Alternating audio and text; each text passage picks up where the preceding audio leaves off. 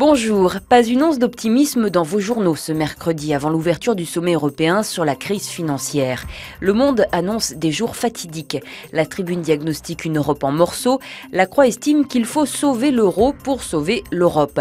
Pour le Figaro, l'avenir de l'Europe est en jeu et il ne s'agit pas d'alarmisme, précise l'éditorialiste du quotidien. L'Europe telle que nous la connaissons, dit-il, vit aujourd'hui son heure de vérité. La formule est un cliché, mais on aurait tort d'y voir une exagération. En 2 ans, nous en sommes au 7e sommet consacré au sauvetage de la Grèce et au-delà de l'euro.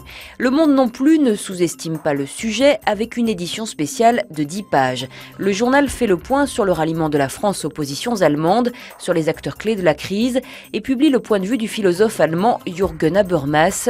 Il craint que cette crise n'emporte tout bonnement la démocratie car elle est la preuve d'un vrai défaut de solidarité et d'union politique. Enfin, pour tâcher d'y voir un peu plus clair sur le sommet de Bruxelles, le Parisien propose un tour des forces en présence, des points de vue, des situations économiques des pays, dessins et chiffres à l'appui. La dette des membres de l'Union européenne est précisée, ainsi que l'influence de chacun. Le quotidien ne sait pas quelles idées l'emporteront entre celles de Berlin et de Paris.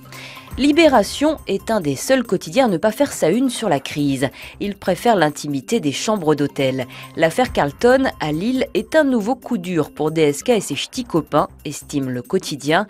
Les enquêteurs et la justice s'intéresseraient en effet particulièrement à l'ancien patron du FMI qui aurait participé dans l'hôtel à des soirées libertines et ils s'intéressent aussi à ses relations lilloises. Le journal s'amuse presque de l'affaire qui évoque de bons polars français des années 60. On trouve en effet au casting un maquereau, un commissaire véreux, un indique et 2 industriels amateurs de parties fines. Et l'apparition de DSK dans cette affaire relance l'offensive outre-Atlantique des avocats de la femme de chambre Nafissatou Diallo. Dans un autre monde, Libération nous livre ce mercredi le portrait de Rachid Ghannouchi, le leader d'Ennahda, vainqueur de l'élection tunisienne. Le leader islamiste oscille, selon le journal, entre démocratie et rigueur religieuse. Il a su rassembler au sein de son parti, mais peine à devenir un leader charismatique qui séduirait l'ensemble de la population, plus favorable aux idées défendues par le parti qu'à l'homme. 7 est le chiffre de la semaine selon le Parisien.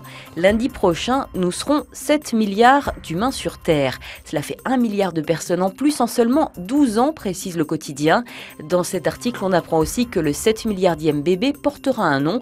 Il sera désigné symboliquement par l'ONU qui avait choisi pour le cap des 6 milliards un enfant né à Sarajevo en Bosnie. On se quitte sur l'humeur du jour de Plantu en une du Monde. Il s'interroge sur l'avenir de la Tunisie. Bonne lecture et à demain.